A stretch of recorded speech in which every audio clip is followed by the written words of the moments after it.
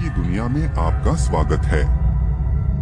दोस्तों, अगर आप इस चैनल पर नए हैं तो अभी सब्सक्राइब कर लीजिए और हमारी दूसरी कहानियां जरूर देखें और सुनें। मुझे पूरा विश्वास है आपको यहाँ बहुत मजा आएगा। अगर आप अपनी कहानियां हमारे साथ शेयर करना चाहते हैं तो डिस्क्रिप्शन में दिए गए इंस्टाग्राम और ईमेल लिंक पर क्लिक करके हमें भेज सकते हैं। तो चलिए बिना किसी देरी के शुरू करते हैं आज की ये रोमांचक कहानी। दोस्तों, हमारी आज की कहानी हमें शुभम झा जी ने भेजी है। तो आगे की कहानी में आपको उन्हीं के नजरिए से सुनाता हूँ। महाकुंभ के मेले का नाम सुनते ही मन में एक्साइटमेंट, भक्ति और आध्यात्मिक ऊर्जा की लहरें दौड़ने लगती हैं। इस बार हरिद्वार में महाकुंभ का आयोजन हो रहा था और मैं इस बार अपनी जिंदगी के सबसे अद्भुत और विशेष अनुभव को महसूस करने के लिए पूरी तरह से तैयार था। गंगा नदी के किनारे बसे इस पवित्र शहर की ओर बढ़ने का ख्याल ही दिल में एक अलग सी उमंग और आध्यात्मिक शांति भर देता है। श्रद्धालुओं की भीड़, गंगा आरती की मंत्रमुग्ध करने वाली ध्वनि और साधु संतों का भीड़, यह सब मुझे खींचे ले जा रहा था, मानो खुद गंगा माँ मुझे बुला रही हो। लेकिन वहां जाने के बाद मेरे साथ कुछ ऐसा घटित हुआ जिसे न तो मैं समझ पाया और न ही आज तक भूल पाया। वह एक ऐसा अनुभव था जिसने मेरी सोच, मेरे विश्वास और मेरे जीवन को हमेशा के लिए बदल कर रख दिया। ऐसा लगा मानो समय थम गया हो और मैं एक अलग ही दुनिया में पहुंच गया हूं। वह घटना इतनी रहस्यमयी, इतनी अजीब थी कि उसे याद करते ही आज भी रूह कांप उठती है। गंगा की पवित्र धारा के किनारे बसे उस विशाल मेले के बीच जो कुछ मैंने देखा और महसूस किया, वह मेरे भीतर गहरी छाप छोड़ गया। गंगा आरती की दिव्यता में डूबने के बाद मैं घाट पर धीमे धीमे कदमों से टहल रहा था। चारों ओर दीपकों की रोशनी और गंगा की लहरों का शांत संगीत एक अलौकिक माहौल बना रहे थे।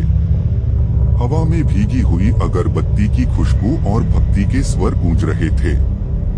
इसी माहौल में खोया हुआ मैं अपने ख्यालों में डूबा हुआ था कि तभी मेरे पास एक बूढ़ा साधु आकर खड़ा हो गया। उसकी उपस्थिति में कुछ ऐसा था जो मेरे भीतर एक अजीब सी बेचैनी पैदा कर गया। उसके चेहरे पर गहराई से कटी फटी झुर्रियां और लंबी सफेद दाढ़ी थी, लेकिन सबसे विचित्र थी उसकी आंखें, गहरी, चमकदार और रहस्यमयी। ऐसा लग रहा था मानो वे आंखें मेरी आत्मा के आर पार देख रही हों।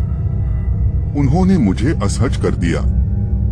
साधु ने मेरे सामने धीरे से झुककर कहा, उसकी आवाज गहरी और गंभीर थी, सावधान रहना बेटा, हर आत्मा यहाँ शुद्ध नहीं होती। उसकी बात सुनकर मेरी रीढ़ की हड्डी में सिहरन दौड़ गई। उसकी आवाज के साथ साथ हवा भी अचानक ठंडी महसूस होने लगी। मैं उसे कुछ पूछने ही वाला था कि एक पल में वह साधु भीड़ में गायब हो गया, जैसे वह कभी वहां था ही नहीं। कुछ समय बाद रात भी अपनी गहराइयों में डूब चुकी थी और घाट की चहल पहल अब धीमी पड़ने लगी थी। मैं भी वापस अपने कैंप की ओर लौटने के लिए कदम बढ़ा रहा था। ठंडी हवा गंगा के पानी से टकराकर मेरे चेहरे को छू रही थी और घाट पर जलते दीपकों की मध्यम रोशनी अब दूर होती जा रही थी। मगर चलते चलते मैंने महसूस किया कि मैं अपना रास्ता भटक चुका हूँ। अनजाने में मैं घाट से दूर एक अंधेरे और सुनसान इलाके में पहुँच गया जो किसी जंगल जैसा लग रहा था। चारों ओर ऊंचे ऊंचे पेड़ और घनी झाड़ियां थीं और सन्नाटा इतना गहरा था कि अपनी ही सांसों की आवाज डरावनी लगने लगी। आसमान में चांद के हल्के उजाले के अलावा कोई रोशनी नहीं थी। मैं रास्ता समझने की कोशिश कर ही रहा था कि अचानक हवा में एक अजीब सी आवाज गूंज उठी। यह किसी के रोने की आवाज थी, जैसे कोई बेहद दर्द में हो। मेरे कदम ठिठक गए और मेरे रोंगटे खड़े हो गए। आवाज इतनी रहस्यमयी थी कि वह नजदीक भी लग रही थी और दूर भी। मेरा दिल तेजी से धड़कने लगा और मैं उस आवाज की दिशा में देखने की कोशिश करने लगा, लेकिन अंधेरे ने सब कुछ छिपा रखा था। वातावरण अचानक भारी और अजनबी लगने लगा, जैसे वहां कुछ ऐसा था जो मेरी मौजूदगी को महसूस कर रहा हो। लेकिन वो आवाज इतनी दर्द भरी थी कि मैं उसे नजरअंदाज नहीं कर सका, और मैं उस आवाज की दिशा की ओर बढ़ने लगा। हर कदम डर और जिज्ञासा के बीच झूलता हुआ मैं उस आवाज की दिशा की ओर पहुंच चुका था। धीरे धीरे अंधेरे में मुझे वहां एक धुंधली आकृति नजर आने लगी। थोड़ा और आगे जाने के बाद मैंने देखा गंगा के किनारे सुनसान जगह पर एक महिला सफेद साड़ी में बैठी हुई थी।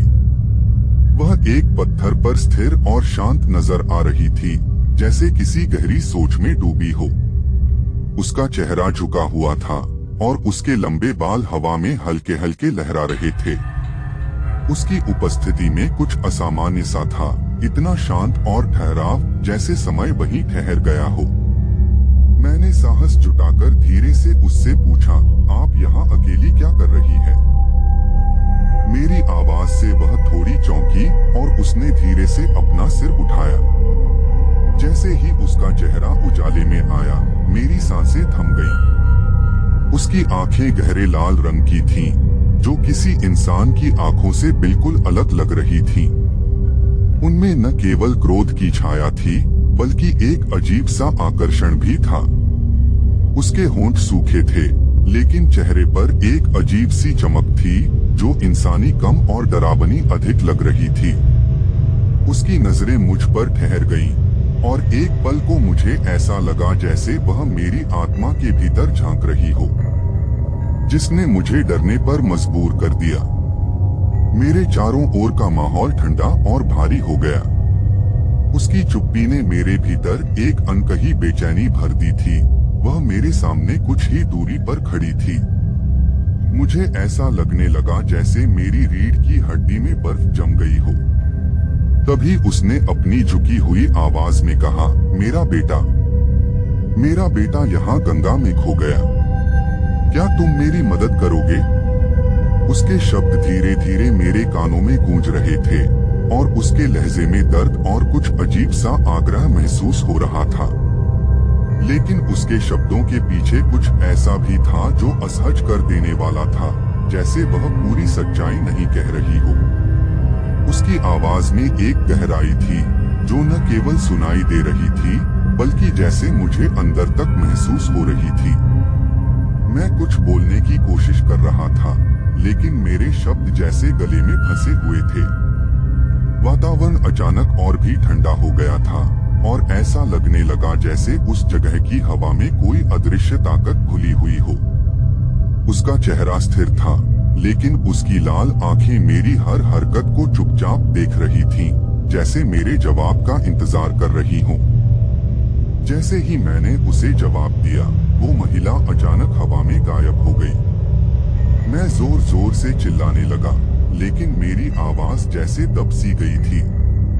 तभी वहां वही बूढ़ा साधु फिर से प्रकट हुआ, जो मुझे घाट पर मिला था। उसने कहा, मैंने तुम्हें पहले ही चेतावनी दी थी, लेकिन तुमने मेरी बात नहीं मानी। इस बार तो तुम बच गए, लेकिन अगली बार इतनी देर तक घाट पर मत रुकना। यहाँ हर आत्मा इंसान की मदद नहीं चाहती। मैंने अगले दिन महाकुंभ का स्नान किया और उस रात को भुलाने की कोशिश करने लगा, लेकिन वो डरावना अनुभव और वो महिला की लाल आंखें अब भी मेरी आंखों के सामने घूमती रहती हैं। यह बात मुझे आज तक समझ में नहीं आई कि वो अच्छी आत्मा थी या बुरी आत्मा थी। महाकुंभ जैसे पवित्र अवसर पर इस तरह की घटना ने मुझे यह सिखाया कि आध्यात्मिक जगहों पर नकारात्मक शक्तियां भी सक्रिय हो सकती हैं। तो दोस्तों, क्या आपके साथ भी ऐसा कुछ हुआ है? अगर आप भी महाकुंभ या किसी अन्य जगह पर ऐसी सच्ची घटनाओं के गवाह बने हैं, तो जरूर बताएं। तो दोस्तों, कैसी लगी आपको यह कहानी? अच्छी लगी हो तो सब्सक्राइब कर दीजिएगा। अगर आपका कुछ सजेशन है तो कमेंट कीजिए। और अपने दोस्तों के साथ वीडियो जरूर शेयर करें। मिलते हैं फिर किसी नई डरावनी कहानी के साथ। तब तक के लिए अपना और अपने परिवार का ध्यान रखें। Good night.